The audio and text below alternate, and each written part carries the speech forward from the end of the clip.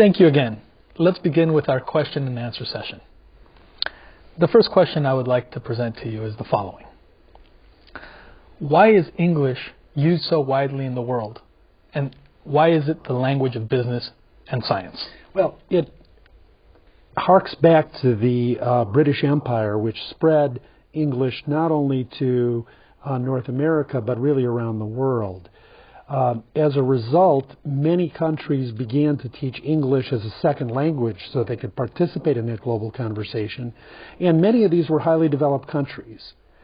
So science, medicine, business tended to migrate in the direction of English. A second question is the following. Why didn't you talk about Japanese and Portuguese, since these are spoken by hundreds of millions of people? Well, I probably omitted more languages than that. Japanese is certainly a widely spoken language, but only in East Asia. It's not really a global language. Not many people speak Japanese outside of Japan.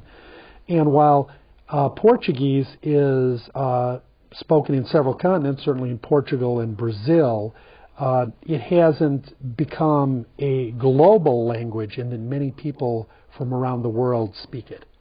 Thank you. Another question I have is the following. Who really cares if a minor language is spoken by Aborigines or if it dies out? Does it really matter?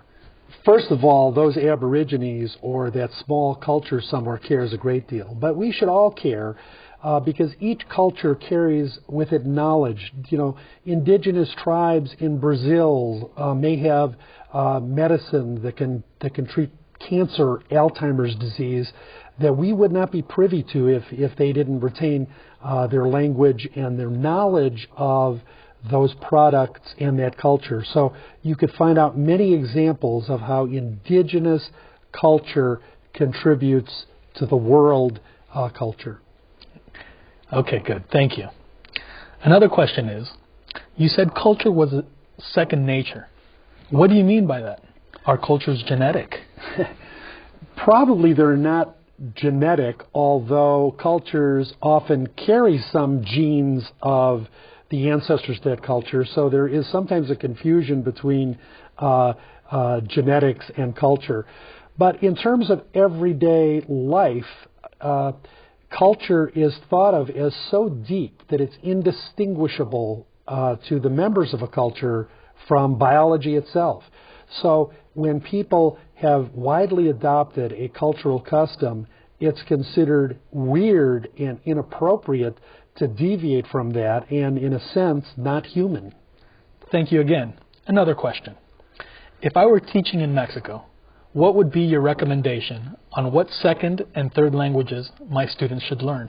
Well, certainly the second language that I would recommend is English.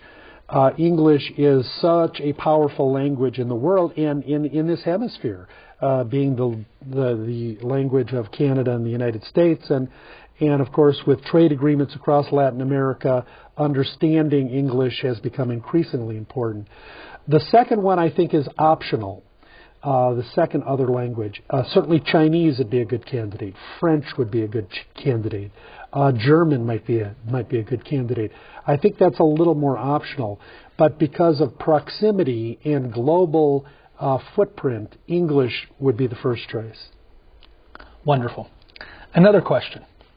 Where do cultures come from?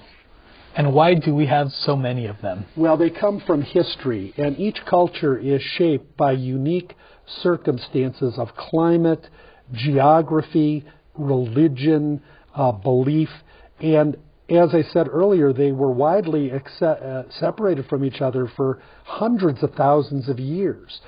So only in the last few hundred years has there been a huge cultural amalgamation and interconnection. Thank you. One more question. Okay. Will cultures ever disappear entirely? If so, what will replace them? Well, maybe interest groups or politics might replace them, but I doubt if they'll ever disappear entirely. All of us have an ethnic and cultural heritage that has shaped us in some fashion. And as we pass that along to each generation, some remnants, however dissipated, are going to be there of the cultural origins of your people. Wonderful. And one final question. What is your view on the future development of automatic language translation systems? Well, I think it's already here, and I think they're going to become more widespread, and they're very, very useful, particularly in electronic communication and on the internet. Whether or not they'll be used widely in face-to-face translation in many contexts, I think that remains a question, but certainly in written text, they're going to become increasingly common. Well, thank you for your excellent responses, but we have run out of time, Dr. Andersen.